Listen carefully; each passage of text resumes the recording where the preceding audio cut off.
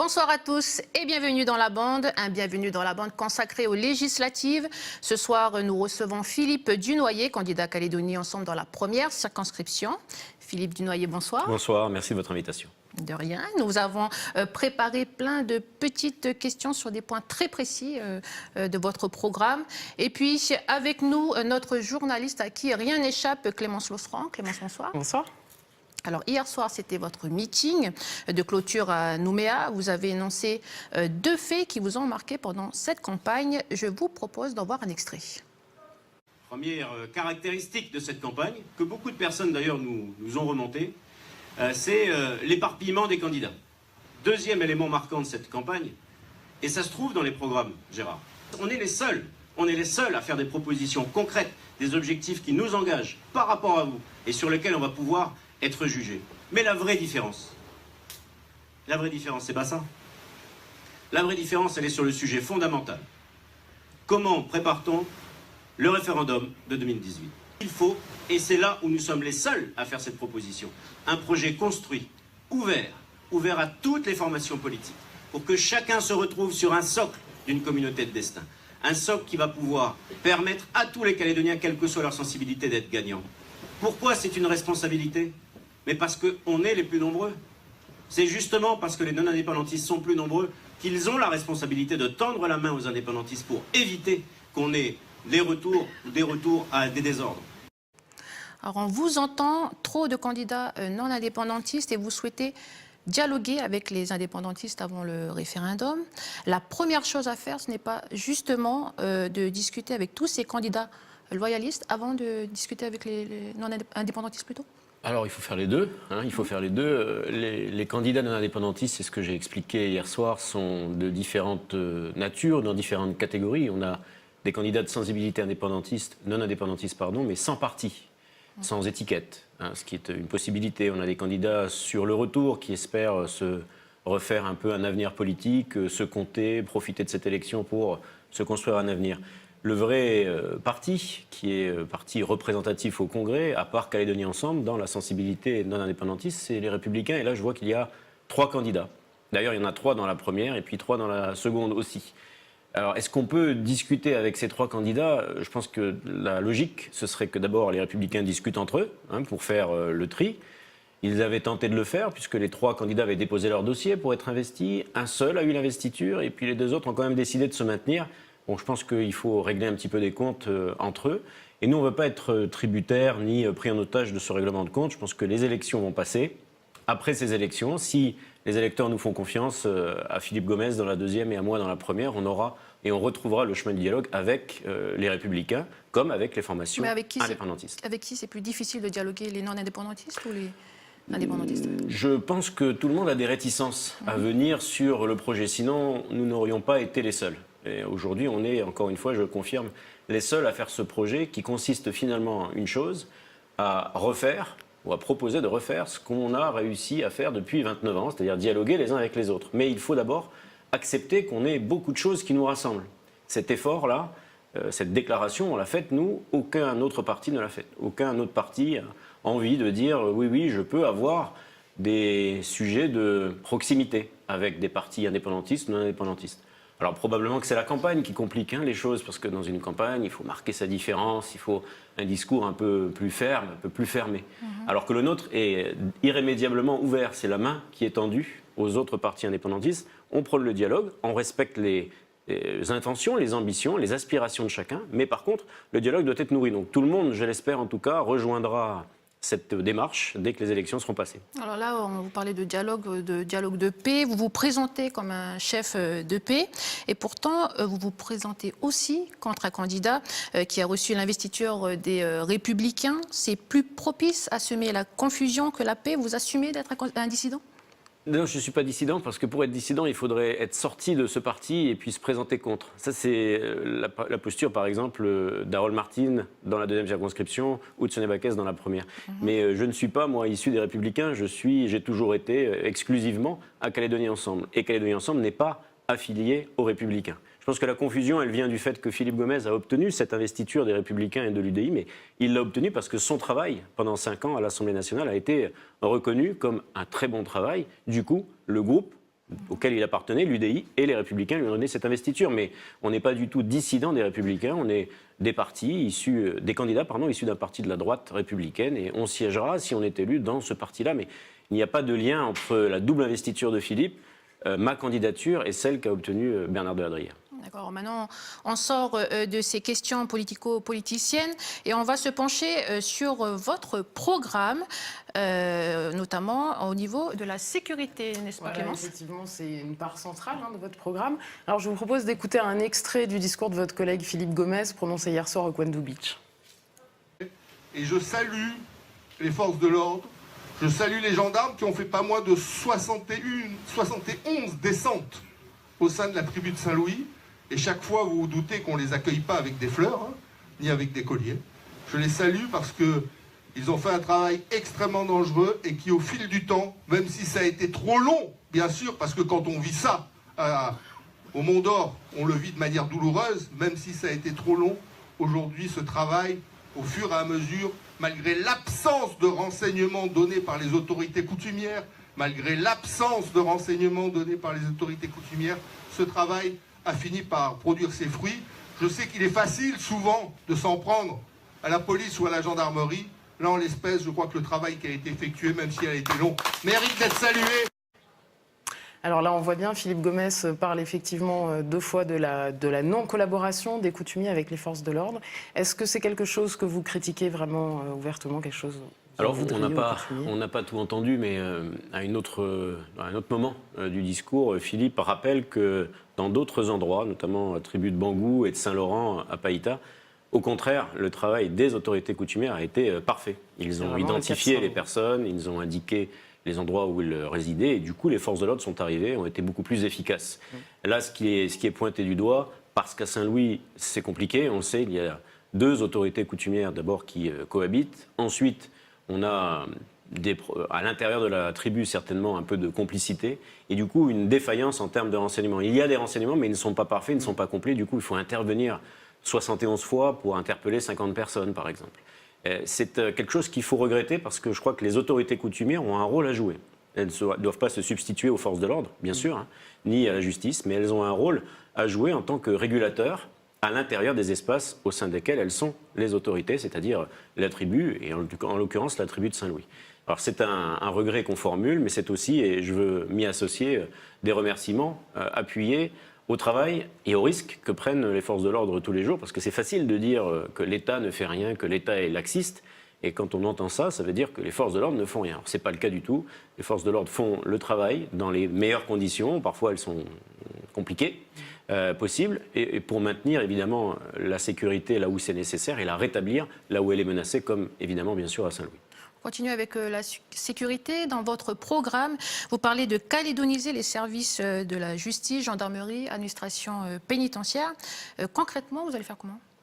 Alors concrètement, il y a un exemple pour illustrer cette proposition, c'est le retour justement des policiers, vous savez, 53 policiers qui sont revenus en Nouvelle-Calédonie, qui sont des policiers calédoniens, qui ont réussi un concours, sont partis en métropole pour suivre la formation, ont travaillé pendant quelques années, entre 5 et 8 ans, ça dépend des filières, et ensuite ont pu, mais parce que le travail a été mené en ce sens, obtenir une passerelle, puisqu'ils sont fonctionnaires, pour revenir. La même question se pose dans les autres administrations, elle se pose dans la gendarmerie, dans la justice aussi. Et chez les magistrats ?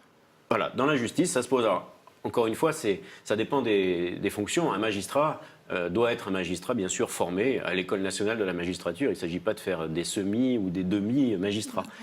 Donc il faut aussi essayer de promouvoir, et c'est l'occasion de le dire, ces métiers-là, même s'ils sont très compliqués auprès des jeunes. Il y a aussi des postes de greffiers qui nous manquent, et c'est très important les greffiers, parce que ça permet de rajouter de l'huile dans la machine judiciaire. Mais là aussi, on avait avant des concours qui étaient fournis en candidats, on en a moins. C'est pas normal, on a des compétences ici, ils doivent pouvoir partir, c'est toujours pareil, partir, se former et ensuite revenir. Ben justement, on a un chiffre tous les ans, chaque année, il y a tout de même une quinzaine de candidats calédoniens qui se présentent au concours de la magistrature via Cadre Avenir et aucune réussite jusqu'à maintenant, des postes mais pas de calédoniens pour les occuper. Comment on fait ? C'est un concours très très compliqué, il faut vraiment le savoir, c'est le top du top des études juridiques, c'est donc déjà bien d'avoir des candidats qui se présentent. Bon, pour le moment, il y a un échec qui est là, c'est votre chiffre, je ne le conteste pas, mais ça veut dire simplement qu'on doit pouvoir, sur ces métiers très techniques, au plan juridique, peut-être un peu mieux préparer nos jeunes. Il n'y a pas de raison qu'ils ne réussissent pas un jour à obtenir un poste à l'École nationale de la magistrature et ensuite peut-être de revenir. Mais d'abord, encore une fois, les greffiers, qui encore une fois sont des concours qui existent avec des propositions locales, peuvent être fournis par des Calédoniens. C'est vrai dans les autres administrations régaliennes, administration de l'État. On en a aussi dans l'administration pénitentiaire. Il faut aussi avoir le plus possible de Calédoniens. Et c'est vrai également à la gendarmerie, dans l'armée.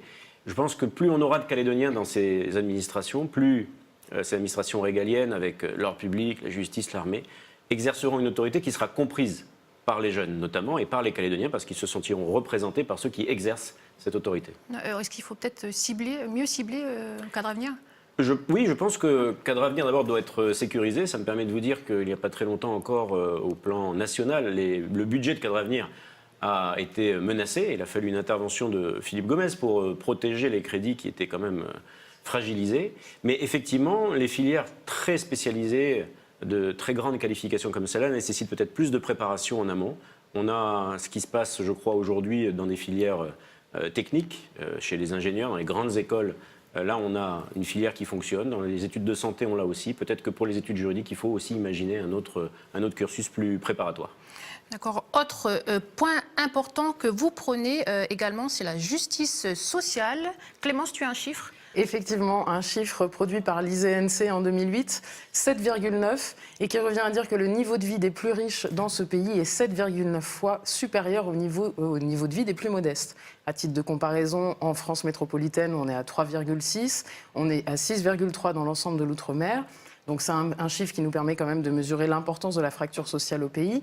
Vous êtes effectivement en faveur, opposé plutôt à une désindexation des salaires des fonctionnaires, ce qui contribue quand même à maintenir des salaires assez hauts.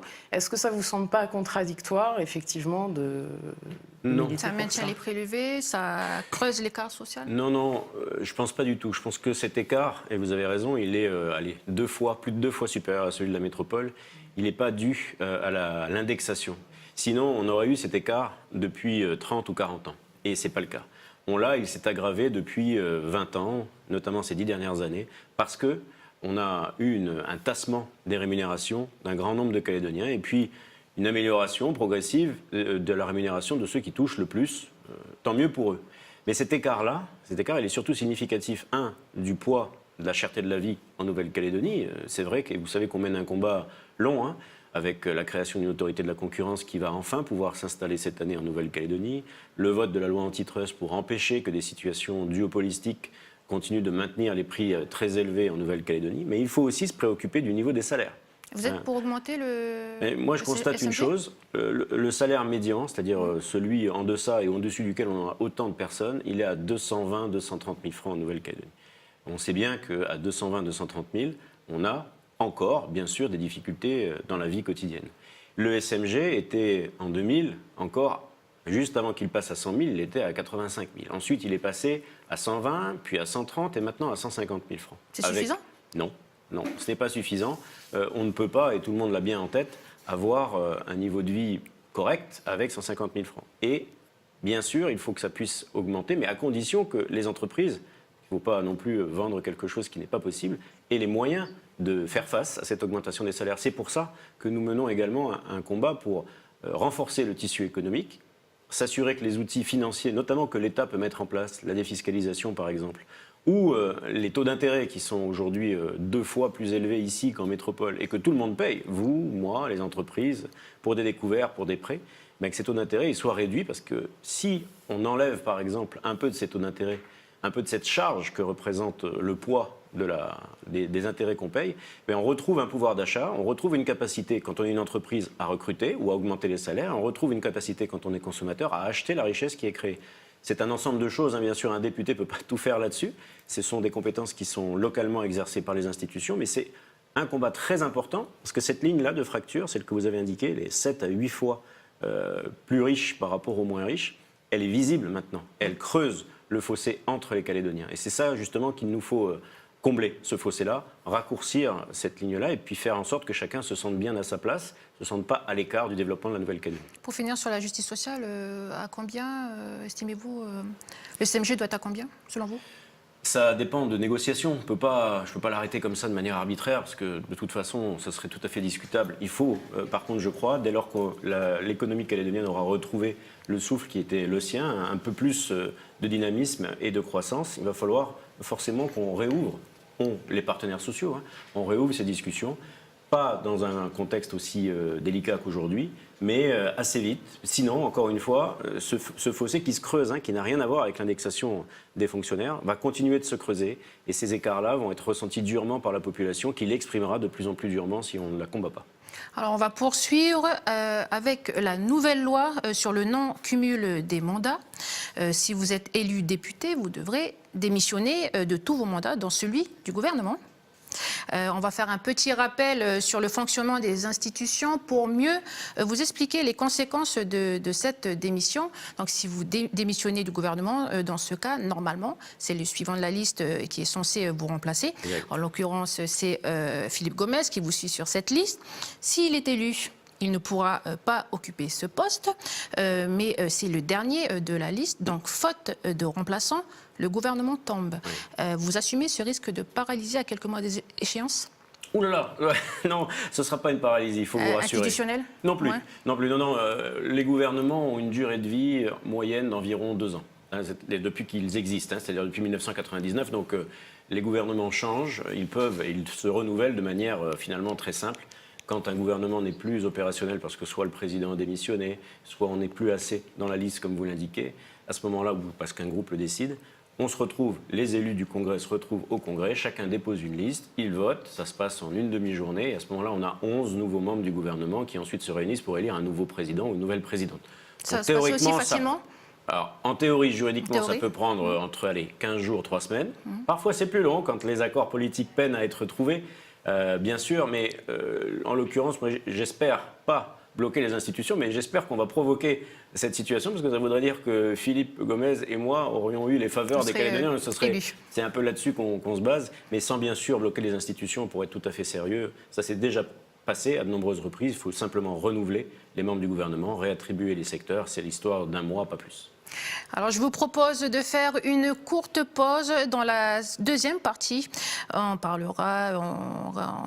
analysera votre autour de votre campagne. Vous nous direz s'il est facile de se faire entendre lorsqu'on fait campagne aux côtés de Philippe Gomez. À tout de suite.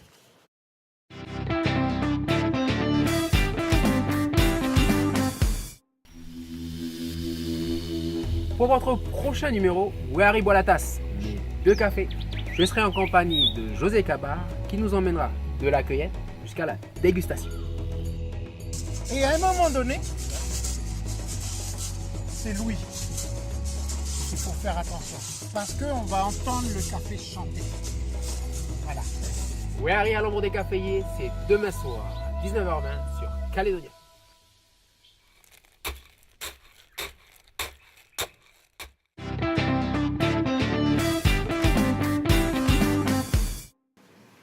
De retour sur le plateau de Bienvenue dans la bande, spéciale législative. Notre invité ce soir, Philippe Dunoyer, candidat à Calédonie Ensemble dans la première circonscription. Et puis, toujours notre chroniqueuse Clémence Losseran. Tu as passé au crible la com autour de cette campagne. Voilà, on a pris un peu le temps de faire le tour de tous les outils de communication. Force est de constater qu'en la matière, Calédonie Ensemble a quand même des moyens remarquables. Alors, je vous propose de découvrir ensemble quelques images qu'on peut trouver sur Facebook, et notamment un nouvel extrait du meeting d'hier.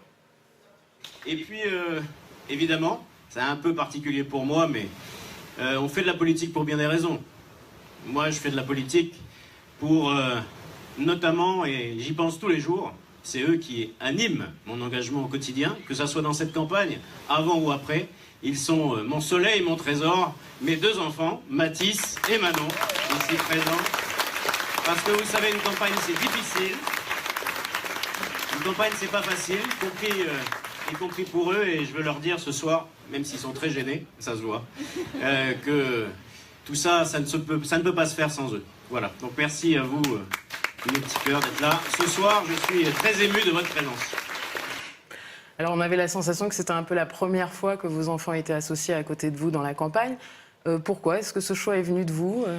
Non, en fait, c'est quelque chose qui s'est fait un peu par hasard. Ils sont présents au quotidien, évidemment, et le but, c'est pas de les voir. Et ils seront pas là pour jouer un rôle, mais ils étaient présents parce que c'est le meeting de clôture.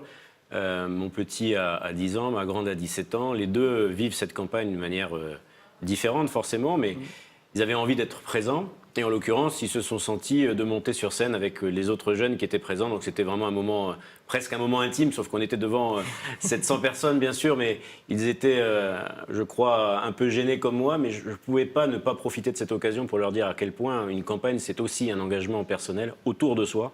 Et je ne peux pas du tout faire une campagne ni sans eux, ni sans mon épouse. Donc de toute façon, c'était une occasion, voilà. Merci de les avoir montrés, parce que ça me donne encore une fois les derniers mètres d'énergie nécessaires pour cette fin de campagne.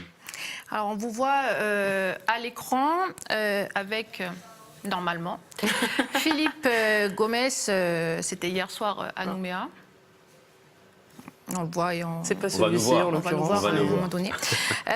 Nouméa, c'est votre circonscription et pourtant Philippe Gomès a pris la parole 42 minutes contre une dizaine pour vous. C'est un personnage qui prend de la place. Est-ce que c'est difficile de se faire entendre parfois? Alors, il n'y a pas de... Très, très objectivement, on a tous les deux fait campagne, chacun dans notre circonscription, ça c'est sûr. Et ça me permet aussi de rappeler et de remercier encore une fois ma suppléante Annie Roisé, sans laquelle je n'aurais pas fait du tout la même campagne. Alors ça c'est fait, mais je sais qu'elle n'aime pas quand je le fais, mais je la remercie du fond du cœur parce qu'elle était très importante pour moi.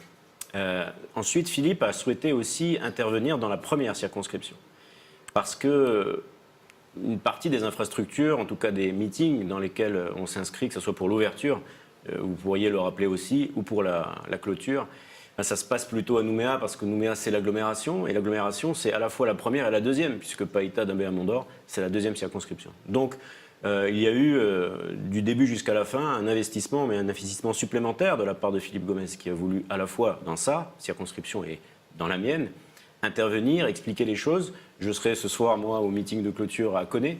C'est plus une complémentarité. Alors, C'est pas par manque de confiance? Non, pas du tout. Non, je crois que au-delà même de la complémentarité, c'est important qu'on puisse montrer l'unité du projet qu'on porte.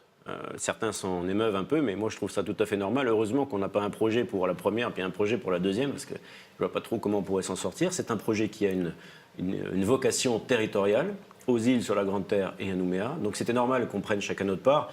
Après, on ne s'était pas partagé le temps, partagé les sujets. Pour certains, il y avait peut-être un peu plus de besoin d'explications, un peu plus de retour sur des émotions, un peu plus d'habitude aussi, parce que moi, je n'ai pas du tout l'expérience qu'a Philippe Gomès. Vous avez le droit d'être en désaccord avec Philippe Gomès? Bien sûr. Alors, Et au quotidien, sur quel point, par exemple? sur tous les points, parce que c'est, contrairement à ce qu'on dit beaucoup, et ça me permet de l'affirmer, Calédonie Ensemble est un parti dans lequel la parole est libre, elle circule tous les lundis de chaque semaine de l'année, quelles que soient les élections ou pas les élections, on se retrouve à une cinquantaine de référents, d'élus, de collaborateurs, et on discute sur les différents sujets. Bien sûr, tout ne peut pas être traité par une majorité, naturellement, mais chacun peut exprimer son point de vue, être un peu en opposition. Vous avez été en désaccord sur quoi, par exemple, déjà? On a été, je pense, plus en désaccord sur des approches par rapport à des réformes. Mais ce n'est pas vraiment des désaccords, c'est des approches qui sont plus complémentaires. Philippe est en politique depuis plus longtemps que moi, mais j'ai mon approche, elle m'est propre, bien sûr. Et je pense que ce sont ces approches différentes qui nourrissent notre réflexion et qui nous permettent d'avoir, à la fin, la réforme la plus aboutie. Par exemple c'était le cas sur une réforme, par exemple, sur l'impôt sur le revenu. La réforme de l'impôt sur le revenu. Grosse réforme qui touche 52 000 foyers, 9 foyers sur 10. Comment faire pour aboutir à faire baisser l'impôt sur le revenu? Quand je suis arrivé au gouvernement, il y avait un objectif qui était un objectif chiffré. Il fallait, avec certains moyens, toucher à quelques clés. Je ne veux pas être technique là-dessus, peu importe. Moi, j'ai eu un regard plus technique, puisque j'ai un passé de fiscaliste. Et puis, l'approche, donc, pour atteindre cet objectif a été différente. Et on m'a, bien sûr, laissé faire avec les outils qui étaient à ma disposition pour faire en sorte que cette réforme soit la plus large possible, la plus intéressante. Et donc, on a rajouté, j'ai proposé des choses supplémentaires pour faire en sorte que cette réforme, elle touche tout le monde. Ceux qui gagnent avec moins d'impôts sur le revenu dès 2016. Et puis ceux qui, même si pour certains paieront un peu plus d'impôts, ils ont des niches, des nouvelles niches fiscales qui vont aider les artisans, qui vont aider les personnes handicapées, qui vont aider les locataires, qui vont aider à faire des travaux verts. Tout ça, c'est un apport personnel. Voilà, donc c'est plus de la complémentarité, c'est pas de l'opposition frontale. On poursuit avec les femmes qui sont également au cœur de votre campagne, n'est-ce pas, Clémence? Voilà, effectivement, à Calédonie Ensemble, on fait aussi une communication ciblée. Alors, un exemple avec ce récent meeting qui est dédié aux femmes du parti. Donc, on aura quelques images, effectivement. Elles sont toutes nimbées d'un rose évocateur. Alors, je me demandais, effectivement, on les voit, elles sont là, les femmes, elles viennent aussi avec vous, elles vous entourent aujourd'hui. Mais on ne les voit finalement pas tant dans les premières places, puisqu'en l'occurrence, vous êtes aussi deux candidats hommes. Est-ce que c'est une impression? Est-ce que, voilà, quel est un petit peu le... Alors, oui, forcément, on est deux hommes, donc ça, je peux pas dire le contraire. Là-dessus, j'ai pas de réponse. Je rappelle quand même, encore une fois, que le souhait, c'était vraiment un souhait réfléchi, posé, dont je me félicite tous les jours, d'avoir une jeune femme des îles, en l'occurrence, comme suppléante, n'était certainement pas un hasard. Je considère qu'on forme un binôme, il n'y a pas un titulaire, un suppléant, un titulaire au-dessus de la suppléante, c'est vraiment un binôme complémentaire. Ensuite, à Calédonie Ensemble, on a beaucoup de femmes élues. Ouais, justement, Sonia Lagarde, il n'y a plus Sonia Lagarde, est-ce qu'il n'y a plus de place pour une femme? Ah non, j'espère que vous aviez noté qu'il n'y avait pas que Sonia Lagarde comme femme élue. On en a, d'abord, il y a Hélène Yekaoui qui est membre du gouvernement. Ensuite, on a des élus, je ne vais pas toutes les citer, au Congrès, à la province sud. On a des élus, bien sûr, UES, au conseil municipal de Nouméa, dans lequel je siège, et des femmes maires, que ce soit Corinne Voisin, que ce soit Yasmina Metzdorf. Donc la place des femmes, je pense, pour rejoindre votre question, est encore en cours de construction. Il faut être honnête, elle est encore pas suffisante, en tout cas pas paritaire, c'est vrai. On a des lois, bien sûr, qui imposent cette parité, mais ce ne sont pas les lois qui doivent changer, c'est les mentalités qui doivent changer. C'est la même chose pour les jeunes, c'est la même chose pour la place d'ailleurs d'élus représentant les communautés. Je note, moi, par exemple, que nous sommes le seul parti sur 54 élus à proposer 2 élus de la communauté wallisienne et futunienne. C'est un exemple qui me vient. Donc c'est plutôt une représentation au quotidien, un travail au quotidien. Je vous assure que ce meeting femmes, mais je ne sais pas si vous y étiez, était vraiment un beau meeting parce que tout le monde s'est senti tout à fait à l'aise. Ce n'était pas un meeting de circonstance ou pour faire joli. Et ça nous a permis d'ailleurs de rappeler que dans le programme, on s'engage pour défendre la condition féminine et là où elle est menacée. D'accord, on arrive au terme de cette émission. Pour la minute qui nous reste, on va finir avec un petit jeu. C'est ça, des quiz. Je crois qu'il y aura. Alors, le principe du jeu, c'est de deviner qui sont les auteurs des citations que l'on va vous proposer. Donc, vous êtes prêts? Il va falloir que je trouve ma feuille déjà. Alors, tout le monde peut faire des erreurs et les imputer à autrui. C'est faire de la politique. Charles de Gaulle, Georges Clemenceau ou François Hollande? Ça pourrait être Charles de Gaulle. Et un autre indice, il est perdu dans son temps. Il n'est pas vivant. Eh ben, c'est le deuxième alors. Georges Clemenceau. C'est Georges Clemenceau, voilà, c'est ça. Voilà. Oui. Une autre Alors, une petite deuxième. Le peuple s'intéresse à la politique quand la politique s'intéresse à lui. Est-ce Ségolène Royal, Theresa May ou Angela Merkel qui aurait dit cette phrase? Allez, j'y vais vraiment au hasard. Je vais tenter Theresa May. Eh bien non, c'est Ségolène Royal. Ségolène Royal. Bon, je ne connais pas mes gammes de Ségolène Royal, il va falloir que je révise alors. Bon, c'est pas grave, on va passer à la dernière petite citation. L'intelligence défend la paix, l'intelligence a horreur de la guerre. Jean Jaurès, John Kennedy ou Paul Vaillant-Couturier? Allez, je vais tenter Kennedy, ça me semblerait bien, mais... Presque, c'est le dernier. C'était M. Couturier, voilà, vous avez trouvé. J'ai hésité. Donc ça fait quand même 0 réponse bonne sur 3 questions. On peut recommencer, mais... ça y est, maintenant je vais moins me tromper. Mais c'est des belles citations, la dernière est très jolie. En tout cas, merci de m'avoir humilié en direct. C'était pas voulu, c'était pas du tout le... Voilà, c'est la fin de cette émission. Merci Philippe Dunoyer. Merci je rappelle que vous êtes candidat dans la première circonscription. Merci d'avoir répondu à notre invitation. Merci Clémence. Merci à vous. Voilà, je vous dis bonne soirée et à lundi.